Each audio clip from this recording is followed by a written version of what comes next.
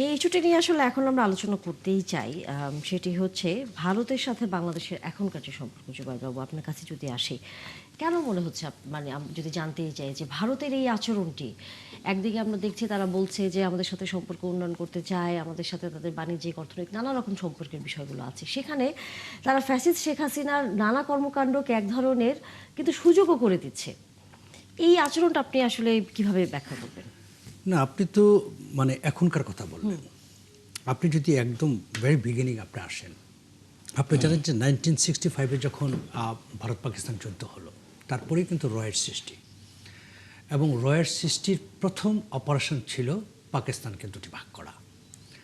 আর আমরা যেহেতু বাংলাদেশের মানুষ, আমরা পাকিস্তান দ্বারা নির্যাতিত ছিলাম, এবং বিভিন্নভাবে, রাজনৈতিকভাবে, অর্থনৈতিকভাবে, সামাজিকভাবে আমরা এত নির্যাতিত হয়েছি যে আমরাও তখন কিন্তু পাকিস্তান থেকে বাঁচতে চেয়েছিলাম। এই সুযোগটা কিন্তু ভারত নিয়েছে 1971 সালে। তা আপনি দেখবেন যে এই যে 1965-এর পর থেকে একদম এখন পর্যন্ত ভারত কিন্তু সবসময় তার অবস্থান এরকম ছিল, এটা নতুন কিছু না। এবং ভারত সবসময় চাচ্ছিল যে বাংলাদেশ এমন একটি রাষ্ট্র হবে। ইভেন আপনি যদি 1971-এর দিকে আপনি থাকান, যে যুদ্ধের শেষের পরে যখন যেটা আমাদের যেটা যে সরকারটি ছিল, তো যুদ্ধকালীন যে সরকারটি ছিল, সেই সরকার প্রধানরা যখন বাংলাদেশে আসে প্লেনে উঠে, সেই প্লেনে কিন্তু ভারতের অনেক আপনার কি বলে আমলারা উঠে যাচ্ছে। কেন? তারা বাংলাদেশে এসে মানে বাংলাদেশকে তারা প্রশাসনিক তারা দিবে। তো এই ধরনের ঘটনা তো আমরা দেখেছি। এবং পাশাপাশি আমরা ভারতের প্রতিটা জায়গায় কিন্তু বাংলাদেশকে একটা দাবিয়ে রাখার একটা কৌশল সবসময় ছিল, আজকে নতুন না। এখন বাংলাদেশের রাজনীতিবিদদের নির্ধারণ করতে হবে যে ভারতের সাথে আমি আসলে কিভাবে আমার সম্পর্কটা আমি তৈরি করব। ঠিক আছে, এখন যেটা হচ্ছে যে ভারত আমাদের প্রতিবেশী, ঠিক আছে, আমরা তো প্রতিবেশী চেঞ্জ করতে পারবো না। ভারতও কিন্তু একইভাবে, ভারত কিন্তু তার প্রতিবেশী চেঞ্জ করতে পারবে না, আমাদেরকে চেঞ্জ করতে পারবে না। এই জায়গাটাতে যদি আমরা অবস্থান নেই যে আমরা যেমন প্রতিবেশী চেঞ্জ করতে পারবো না, তোমরাও কিন্তু প্রতিবেশী চেঞ্জ করতে পারবো না, সুতরাং সেই হিসাবে তোমার অবস্থানটা তুমি ঠিক রাখো। এবং যে কারণে বিএনপির একটা যে পররাষ্ট্র নীতি, যেটাকে আমি বলি যে সবার আগে বাংলাদেশ, সব কিছুতেই সবার আগে বাংলাদেশ, এবং পররাষ্ট্রের ক্ষেত্রে এই নীতিটা আমি মনে করি আক্ষরিক অর্থে খুবই ভালো একটা নীতি। যদি এই নীতিতে বিএনপি থাকে, যে আজকে সালাউদ্দিন সাহেব যে কথাটি বললেন, যে একদিকে হাসিনাকে তারা প্রশ্রয় দিচ্ছে, প্রশ্রয় তো দিচ্ছেই, পাশাপাশি রাজনীতি করার সুযোগ দিচ্ছে, অথচ তারা কিন্তু একদম দেখেন হুবহুব মিলে যায়। হাসিনা কিন্তু সেম কাজটি করতো, মুখে এক কথা বলতো, আমি কি দোষ করেছি, অথচ তার দোষের কোনো হিসাব নাই। তো ভারতের কিন্তু সেম সমস্যা। ভারত কিন্তু প্রতিনিয়ত বলছে যে হাসিনাকে ওখান থেকে এটা করতে দিবে না, ওটা করতে দিবে না, তৃতীয় দেশ করছে হাসিনাকে পাঠিয়ে দেওয়ার জন্য, এক্সেট্রা এক্সেট্রা। কিন্তু আবার দেখছি হাসিনাকে সেখান থেকে রাজনৈতিক বয়ান ছড়ানোর চেষ্টা করানো হচ্ছে। এবং শুধু সেটা না, এই যে এর আগে যেটি একটি ইন্টারভিউ হলো, আপনার মনে আছে কিনা, এবং যিনি নিয়েছেন ইন্টারভিউটা, এই ইন্টারভিউটা কিন্তু আমরা শুধুমাত্র একটা টেক্সট রিটেন পেয়েছি, আমরা কিন্তু তার কোনো আসলে ইন্টারভিউ দিয়েছেন কিনা, আদৌ নিয়েছেন কিনা সেটা কিন্তু আমরা জানি না। কিন্তু এটা নিয়ে কিন্তু একটা ব্যাপক নেগেটিভ তৈরি হয়ে গেল সারা বাংলাদেশে। তো এই যে জিনিসগুলো করছে তারা, এটা তো ভারতের প্রশ্রয়ে, মদদে, সব কিছুতেই করছে। তো এই জায়গাটাতে আমি একটা কথা বলি যে ভারত কিন্তু সবসময় কারো না কারো ঘাড়ে এসে বসে। তো এখন যেহেতু আওয়ামী লীগ নিয়ে আল্লাহ জানে কার ঘাড়ে বসে আছে ভারত এখন। তো এই জায়গাটা থেকে আমি মনে করি যে বাংলাদেশকে এটা অনেক, আমি যেহেতু যারা ডিপ্লোম্যাট তারা হয়তো আরও ভালো বলতে পারবেন, বাট আমি যেটা মনে করি ভারতকে হ্যান্ডেল করাটা আমাদের জন্য সত্যিকার অর্থেই একটা কঠিন চ্যালেঞ্জ। সেই জায়গায় প্রশ্ন আমি রাখতে চাই মুজিবুর রহমান মঞ্জুর কাছে, সেটি হচ্ছে যে এর আগে আমাদের সাথে আরেকজন অতিথি বলছিলেন যে এই যে শেখ হাসিনা 5 অগস্ট উনি এ ধরনের একটি কনফারেন্স করবেন, তিনি এর আগে একটি আমরা দেখেছি পেইড সংস্থাকে ইন্টারভিউ দিয়েছেন, রয়টার্সকে। কিন্তু এটি তো যেহেতু আগে থেকেই জানা গেছে, বাংলাদেশের পক্ষ থেকে ভারতকে তারও আগে থেকে বিষয়টি বন্ধ করবার উদ্যোগের বিষয়ে কি কূটনৈতিক ব্যবস্থা নেবার জন্য বলবার সুযোগ তো ছিল। আপনার কাছে কি মনে হয় যে সেখানে কেন আসলে এটি হয়ে যাওয়ার পর আমরা হচ্ছে এই প্রক্রিয়াটির মধ্যে নিজেদেরকে যুক্ত করছি, কেন আমরা এখন হচ্ছে প্রতিক্রিয়া দিচ্ছি? না, বাংলাদেশের পক্ষ থেকে কিন্তু বলা হয়েছিল, আগেই জানানো হয়েছিল। বাংলাদেশের পররাষ্ট্র মন্ত্রণালয় থেকে যে যে চিঠিটা দেওয়া হয়েছে, পররাষ্ট্র উপদেষ্টা কি- ডাক্তার বাবু- জাহিদ এবং পররাষ্ট্র প্রতিমন্ত্রী তিনজনই হাই কমিশনে গিয়ে করছে। সরি, হ্যাঁ, এটা এটা আগেই জানিয়েছে। এটা বাবু ভাই আর বাবুল ভাই ঠিকই বলেছেন। আমাদের পক্ষ থেকে সেটা তাদেরকে সতর্ক করা হয়েছিল, অনুরোধ করা হয়েছিল যে ভারতের মাটি ব্যবহার করে শেখ হাসিনা যাতে সেখানে কোনো রাজনৈতিক অপরাজনৈতিক তৎপরতা চালাতে কিন্তু যাতে আপনারা না তো পারে। বলছেন, যেমন নাহিদ ইসলাম আজকে বলছেন যে সরকারের অনেকটা আপোষের মনোভাবের কারণেই হচ্ছে এই ঘটনাগুলো করতে পারছে শেখ হাসিনা। সেখানে সরকারের অবস্থানটা খুব একটা কঠোর নেওয়ার যে বিষয়টি, সেটা আসলে বাংলাদেশ সেভাবে বার্তা দিচ্ছে না। নাহিদ ইসলাম যেটা বলেছে, নাহিদ ইসলাম বলেছে যে বাংলাদেশে ভারতের যে রাষ্ট্রদূত আছে তাকে ডেকে আর একটু কঠোরভাবে প্রতিবাদ করা দরকার ছিল। উনি এটাই যোগ করেছেন। আপনি দেখেছেন যে আমাদের পররাষ্ট্র মন্ত্রণালয় খুবই স্পষ্ট একটা বার্তা ভারতকে দিয়েছে। এখানে সমস্যা যেটা, সেটা হচ্ছে ভারত যতক্ষণ পর্যন্ত তার পররাষ্ট্র নীতিতে পরিবর্তন না আনছে, ততক্ষণ পর্যন্ত আসলে বাংলাদেশের পক্ষ থেকে এখানে আমরা যতই চেষ্টা করি, যেটা জুবাইর বাবু বলেছেন যে আমাদেরকে এটা হ্যান্ডেল করতে হবে, আমরা হ্যান্ডেল করতে গেলে ভারতকে তার নীতি বদলাতে হবে। ভারত যেটা করছে, যেটা একেবারেই কূটনৈতিক সম্পর্কের ক্ষেত্রে আমি মনে করি একদমই একটা অনৈতিক, সেটা হচ্ছে স্টেট টু স্টেট সম্পর্ক বজায় না রেখে বাংলাদেশের একটা গোষ্ঠী বা একটা দল বা একজন বিশেষ একটা পরিবারের সাথে, মানে শেখ হাসিনা পরিবারের সাথেই ভারতের সম্পর্কটা রক্ষা করছে। এটা একেবারেই মানে একটা রাষ্ট্র টু রাষ্ট্রের যে মানে মিনিমাম সম্পর্কের সৌজন্যতা, সেটার কিন্তু খেলাফ। ভারত যে কাজটা করছে সেটা হচ্ছে, এটা সারা পৃথিবীর কাছে স্পষ্ট হয়ে গেছে যে সে বাংলাদেশকে বিবেচনা করে না, সে শেখ হাসিনাকে আলাদা করে বিবেচনা করে। যার কারণে আপনি দেখবেন যে ভারত নিজে কিন্তু এখন একটা সমস্যার মধ্যে পড়েছে। এটা বিবিসি একটা রিপোর্ট করেছে এই গতকালকে, আমি সেটা শুনলাম। বিবিসি কিন্তু একটা রিপোর্টে ডিটেইল করেছে যে শেখ হাসিনাও এখন ভারতের কথা শুনছেন না। অর্থাৎ বিবিসি রিপোর্টটাতে আমি যেটা শুনলাম যে তারা শেখ হাসিনাকে অনুরোধ করেছে যে সে নেতৃত্ব থেকে যদি সে সরে দাঁড়ায়, তাহলে আওয়ামী লীগকে একটা রিফর্ম করা, রিঅ্যারেঞ্জ করা যায় কিনা, সেটাতে উনি সাড়া দেন নাই। কিন্তু এবং বাংলাদেশ সেখান ভারতের থেকে কাছে বসে শেখ উনি হাসিনাকে ফেরত চেয়েছে। যদি ভারত বাংলাদেশ এই জায়গায় যদি চিন্তা আমরা করি যে ভারতের সরকার শেখ হাসিনাকে সেখানে নিয়ন্ত্রণ করতে পারছে না, তাহলে সে তো দাগী আসামি, সে তো মৃত্যুদণ্ডপ্রাপ্ত আসামি, তাকে ফেরত দিয়ে দিক বাংলাদেশের কাছে। সমস্যাটা তো সেখানেই। ভারত যে সমস্যাটা পড়েছে আমি আপনাকে বলি, সেটা হলো যে এই যে শেখ হাসিনার অপশাসন দুঃশাসনকে সাপোর্ট করার কারণে সারা বাংলাদেশের মানুষের মধ্যে কিন্তু একটা ভারত বিরোধী মনোভাব তৈরি হয়েছে। আপনি দেখেছেন যে ভারতের এই নীতিটাকে কেউ পছন্দ করছে না। তো ফলে এখন ভারত পড়েছে দুটো সমস্যায়। শেখ হাসিনাকে যদি সে আশ্রয় না দেয়, তাহলে সে ভবিষ্যতে তার যে একটা ব্রোকার, তার যে একটা দালাল শ্রেণী তৈরি হওয়ার, সেটা কিন্তু চিরতরে বন্ধ হয়ে যাবে। মনে করবে যে তার দালালরা কিন্তু বিপদে পড়লে তার সাহায্য পায় না। এটা ভারতের জন্য একটা সমস্যা, এটা কিন্তু একটা চাপও তাদের কাছে, তাদের দেশে।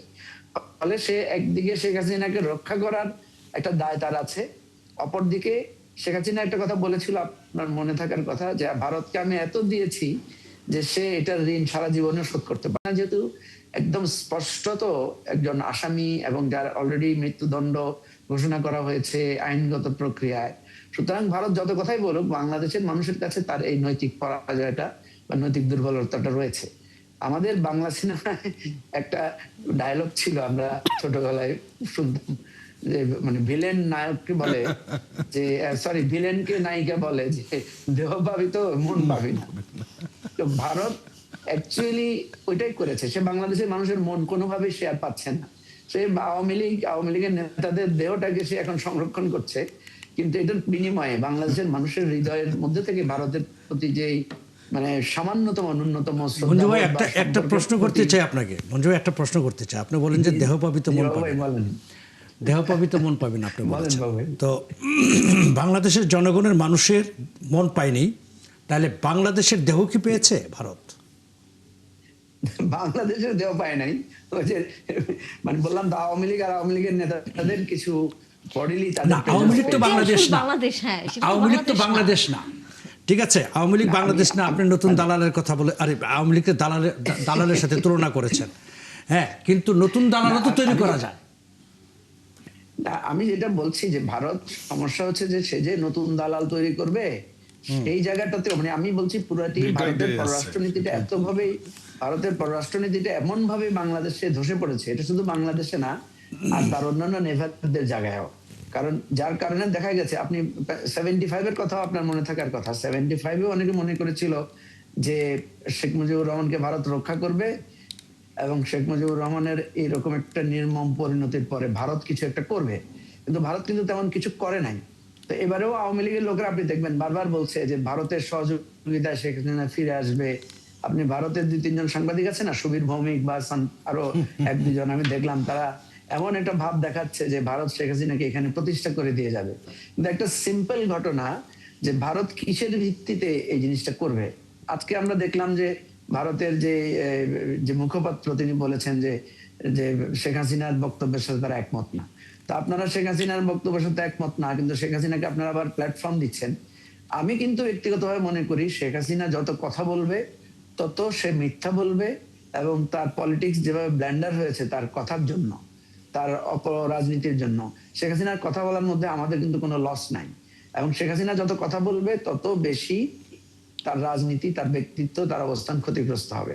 ভারত যতক্ষণ পর্যন্ত তার এই নীতিতে পরিবর্তন না আনবে, যে কোনো ব্যক্তি, দল বা গোষ্ঠীর সাথে না, সে বাংলাদেশকে একটা রাষ্ট্র আকারে বিবেচনা করবে এবং রাষ্ট্র টু রাষ্ট্র সম্পর্কটা উন্নয়নের জন্য চেষ্টা করবে। দেখেন, ভারত কিন্তু আমাদের প্রতিবেশী এবং অনেক ডিপেন্ডেন্সি আমাদের ইচ আদার, একজনের সাথে একজনের আছে। আমাদের ভারতের সাথে ভাষার একটা বিরাট জনগোষ্ঠীর মিল আছে, ভারতের ধর্মের দিক থেকে একটা বিরাট জনগোষ্ঠীর, আমাদের হিন্দু মুসলিম দুইটার স্ট্রং কমিউনিটি আছে সেখানে এখানে। তারপরে সাংস্কৃতিগত ভারতের সাথে আমাদের মিল আছে, ভারতের সাথে আমাদের হেলথ রিজনে, তারপর ট্যুরিজম রিজনে আমাদের প্রচুর কমিউনিকেশন আছে।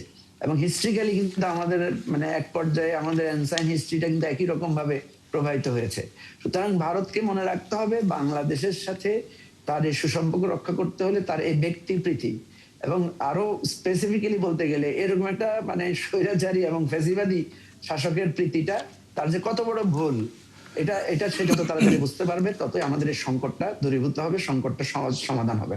আদার দেন এটা হিস্ট্রিক্যালি, এটা যেটা আজকে স্বরাষ্ট্রমন্ত্রী বলেছেন এবং গতকালকেও আমাদের পররাষ্ট্রমন্ত্রী বলেছেন, যে এটা তাদের সাথে আমাদের কূটনৈতিক সম্পর্কটা কিন্তু এই অযথা শেখ হাসিনাকে কেন্দ্র করে একটা আরো জটিল আকার ধারণ করবে বলে আমি মনে করি।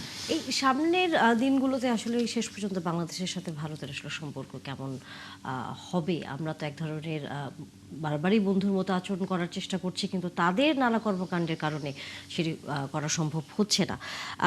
সেই বাস্তবতায় থেকে আবার যদি একটু নাহিদ ইসলামের একটি প্রসঙ্গটি আপনাকে একটু কোট করে বলি, যে জুলাই জাদুঘর তিনি আজকে পরিদর্শন করেছেন, করে যাওয়ার পর সেখানে তিনি বলেছেন যে ইতিহাসের নানা বিষয়গুলো থাকার পরেও বাংলাদেশের সাথে ভারত যা যা করেছে সেই বিষয়গুলো সেখানে স্থান পায়নি, অর্থাৎ ভারতের অংশটি সেটি বাদ দেওয়া হয়েছে।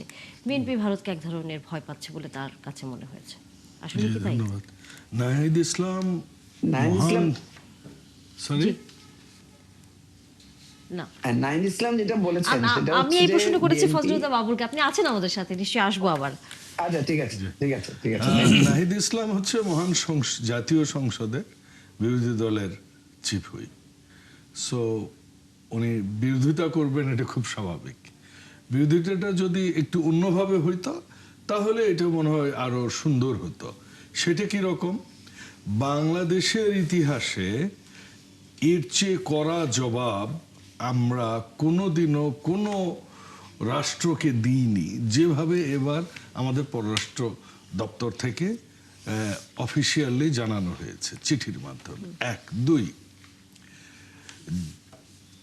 আরেকটা দেশের, হ্যাঁ ভারতের প্রভাব ছিল, এটা সবাই জানে। এটা শেখ হাসিনা ওয়াজেদ নিজেও বলেছে, ভারতকে যা দিয়েছে আজীবন মনে রাখবে। So it was a great give and take in relationship. যেটা বলছেন যে একটা পরিবারের সাথে সম্পর্ক, মঞ্জু ভাই যেটা বললেন, ওখানে একটু কমপ্লিমেন্ট করে বলতে চাই, শেখ হাসিনা ওয়াজেদের সাথে সম্পর্কটা মূলত গান্ধী পরিবারের। যেখানে রাজীব গান্ধীর বাড়িতে দীর্ঘ 6 মাস ট্রেনিং প্রাপ্ত হয়েছেন উনি, থেকে খেয়ে বড় হয়ে তারপর পাঠিয়ে দিয়েছে। মোদির সাথে শেখ হাসিনার সম্পর্ক আমি যতটুকু মূল্যায়িত করি, এটা হচ্ছে একদম দেয়া নেয়া সম্পর্ক। হাসিনা সেটা নিজেই বলেছেন, সেটা হচ্ছে যা দিয়েছে আজীবন মনে রাখবে। এখন হাসিনার প্রতি সেই কৃতজ্ঞতাটা তারা প্রকাশ করছে, কারণ করে দেখাচ্ছে যে আমি তোমার কাছে কৃতজ্ঞ নই। হ্যাঁ, বিষয় হচ্ছে ওই যে কথাটা বলেছেন দেহ আর মনের বিষয়, কিন্তু ভারতের গণতন্ত্র নিয়েও আপনি জানেন অনেক প্রকারের কথা আছে। এই গণতন্ত্রটা যদি হইতো সেই সময়ের সেই জওহরলাল নেহেরু এবং তার পিতা বিখ্যাত আইনজীবী মতিলাল নেহেরুর আদর্শের গড়া, কিংবা কংগ্রেসের মৌলানা আবুল কালাম আজাদ, অথবা বল্লভভাই পাটেল, কিংবা নেতাজি সুভাষচন্দ্র বোসের রাজনীতিটা হইতো, তাহলে ভারতের জন্য হতো। এখন যে রাজনীতিটা ভারতে হচ্ছে এটা আমরা সবাই জানি, সারা বিশ্ব জানে, আমার মনে হয় আমেরিকাও জানে। আর যদি আগের রাজনীতিটা হয়তো তাহলে ভারত ঠিকই বুঝতো, একবার যদি মন পাওয়া যায় দেহ পাওয়া যায় শতবার। এটা আমার কথা নয়, নির্মলেন্দু গুণের কথা, তার একটা কবিতাই বলেছিলেন।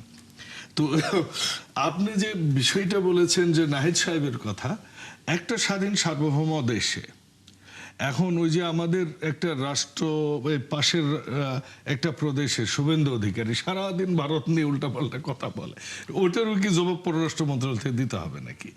এখন এটার তো কোনো অফিসিয়াল ভিত্তি নেই যে ভারত শেখ হাসিনা, এটা আমরা সবাই জানি, এটা প্রতিষ্ঠিত, কিন্তু এটা কি করে নাকি কেউ?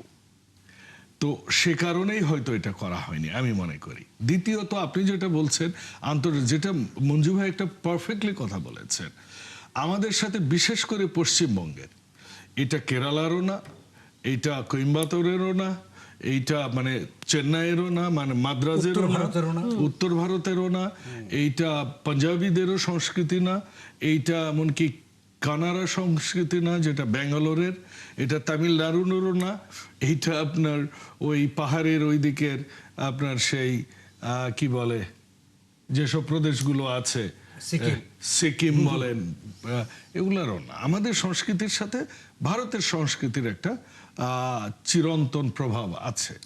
আমাদের পোশাক আশাকে, আমাদের খাওয়া দাওয়ায়, আমাদের চলাফেরায়, আমাদের সামাজিক, এইটুকুর মধ্যেই আমরা সীমাবদ্ধ। বাংলাদেশের যেটা আমরা ভুল করি মাঝে মধ্যে সেটা হচ্ছে যে আমরা প্রতিবেশী।